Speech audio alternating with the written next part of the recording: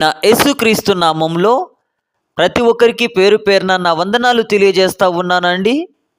ఈరోజు దేవుని వాగ్దానం కీర్తనల గ్రంథము 55 అధ్యాయము 22 వచనము.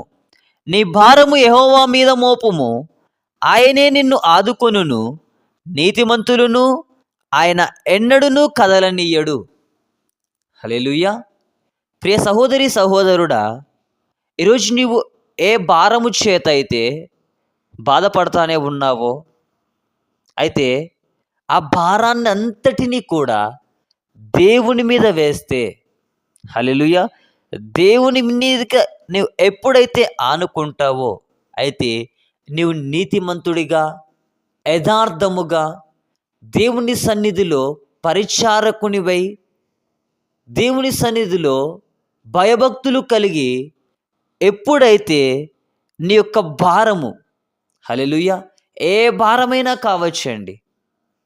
ఈరోజు నీకు చదువు పట్ల ఉన్నటువంటి భారము కావచ్చు, నీ కుటుంబం మీద ఉన్నటువంటి భారము కావచ్చు, నీ పిల్లల మీద ఉన్నటువంటి భారము కావచ్చు, నీ యొక్క సంపాదన విషయంలో ఉన్నటువంటి భారం కావచ్చు, నీ భర్త భారమై ఉన్నాడేమో, నీ పిల్లలు భారమై ఉన్నారో, లేకపోతే దేవుని సన్నిధికి రావడానికి భారమైపోతా ఉందేమో, లేకపోతే ఈ లోకములో రోగము చేత, అనారోగ్య పరిస్థితుల చేత భారము కలిగి జీవిస్తానే ఉన్నావో, అయితే ఏ భారమైతే కలిగి నువ్వు జీవిస్తూ ఉన్నావో, లేకపోతే మందిర ప్రాంగణాలను కట్టేటువంటి విషయంలో భారము కలిగి జీవిస్తానే ఉన్నావో, లేకపోతే ఆత్మల రక్షణ కొరకై భారము కలిగి నువ్వు ప్రార్థన చేస్తూ ఉన్నావో, నాకైతే తెలీదు. కానీ ఇక్కడ దేవుడు సెలవిస్తూ ఉన్నాడు, ప్రియ సహోదరి సహోదరుడా, నీవు నీ భారమంతయు కూడా, నీ చింత యావత్తు కూడా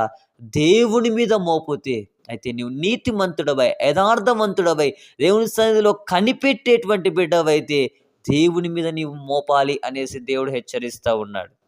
హల్లెలూయా. అయితే నిన్ను ఆపత్కాలమందులో దేవుడు ఆదుకొని వాడై ఉంటా ఉన్నాడు. నీకు ఏది అవసరమో, హల్లెలూయా, ఈ లోకంలో లేకపోయినప్పటికీ కూడా నీ కొరకు దేవుడు సృష్టించి అయినా నీకు తెచ్చేటువంటి సమర్థుడై ఉంటా ఉన్నాడు ఆయన. ప్రియ సహోదరి సహోదరుడా, ఆయన మీద నీవు నమ్మిక ఉంచు, యథార్థముగా జీవించు. ప్రతి దానికి కూడా సమయము కలదు. అట్టి యొక్క సమయములలో నీ భారాన్ని దేవుడు తొలగించేటువంటి వాడై ఉంటా ఉన్నాడు. అటు రీతైనటువంటి కృపా కనికరము ప్రతి బిడ్డకి అనుగ్రహించబడును గాక. ఆమేన్. దేవుడి వాక్యమును దీవించును గాక. ఆమేన్. చివరి ప్రార్థన. మిక్కిలి ప్రేమ కలిగిన దేవా, నీకు వందనాలయ్యా. ఈ యొక్క భారమంతయు కూడా ప్రభువా నీ మీద మోపుతుండగా, నీతిమంతులను నైనా తండ్రి యేసయ్యా నీవు ఆదుకొని వాడవై ఉంటా ఉన్నావు. మీరే సహాయం జరిగించమని, మీరే కృపలో జ్ఞాపకం చేసుకోమని యేసు పరిశుద్ధమైనటువంటి నామంలో అడిగి వేడుకుంటున్నాను తండ్రి. ఆమేన్.